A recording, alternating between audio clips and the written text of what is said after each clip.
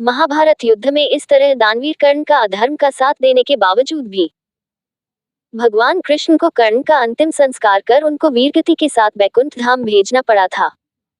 कर्ण एक ऐसे पात्र थे महाभारत में जिनके देव पुत्र होने के बावजूद भी सामाजिक प्रताड़ना का सामना करना पड़ा और उनको समाज में अस्वीकार किया गया। कर्ण एक महान योद्धा और दानी राजा थे, लेकिन कर्ण ने कुरुक्षेत्र में अपने भाइयों पांडवों को छोड़कर कौरवों का साथ दिया था। कौरवों का साथ देने के बावजूद ऐसा क्या हुआ होगा जिसके कारण कृष्ण को कर्ण का अंतिम संस्कार करना पड़ा होगा? तो आइए जानते हैं भगवान श्री कृष्ण ने कर्ण का अंतिम संस्कार क्यों किया। कुंती और सूर्य के पुत्र थे कर्ण। कुंती ने कर्ण को अविवाहित होते हुए जन्म दिया था। एक रथ सारथी ने कर्ण का पालन किया था, जिसके कारण कर्ण को सूतपुत्र कहा जाता था। अविवाहित माता से जन्म और रथ सारथी के पालन के कारण कर्ण को समाज में न तो सम्मान मिला और न अपना अधिकार मिला।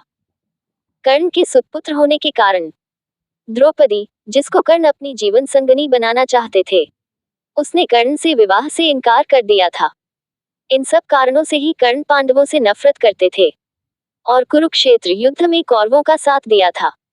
भगवान कृष्ण कर्ण की मौत का कारण बने।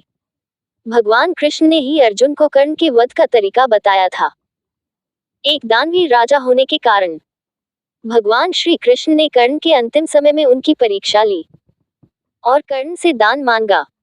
तब कर्ण ने दान में अपने सोने के दांत तोड़कर भगवान श्री कृष्ण को अर्पण कर दिए। इस दानवीरता से प्रसन्न होकर भगवान कृष्ण ने कर्ण को वरदान मांगने को कहा।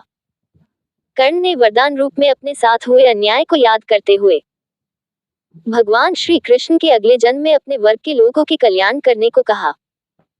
दूसरे वरदान रूप में भगवान श्री कृष्ण का जन्म अपने राज्य में लेने को मांगा और तीसरे वरदान के रूप में अपना अंतिम संस्कार ऐसा कोई करे जो पाप मुक्त हो। वरदान देते हुए भगवान कृष्ण ने सारे वरदान स्वीकार कर लिए, परंतु तीसरे वरदान से भगवान कृष्ण दुविधा में आ गए और ऐसी जगह सोचने लगे जहां पाप ना हुआ हो। परंतु भगवान कृष्ण को ऐसा कोई जो पाप मुक्त हो ये समझ नहीं आया। वरदान देने के वचनबद्धता थी, इसलिए कर्ण का अंतिम संस्कार भगवान श्री कृष्ण ने अपने ही हाथों से किया और कर्ण को दिए वरदान को पूरा किया। इस तरह दानवीर कर्ण का अधर्म का साथ देने के बावजूद भी भगवान श्री कृष्ण को कर्ण का अंतिम संस्कार करके उनको वीरगति के साथ बैकुंठ धाम भेजना पड़ा था।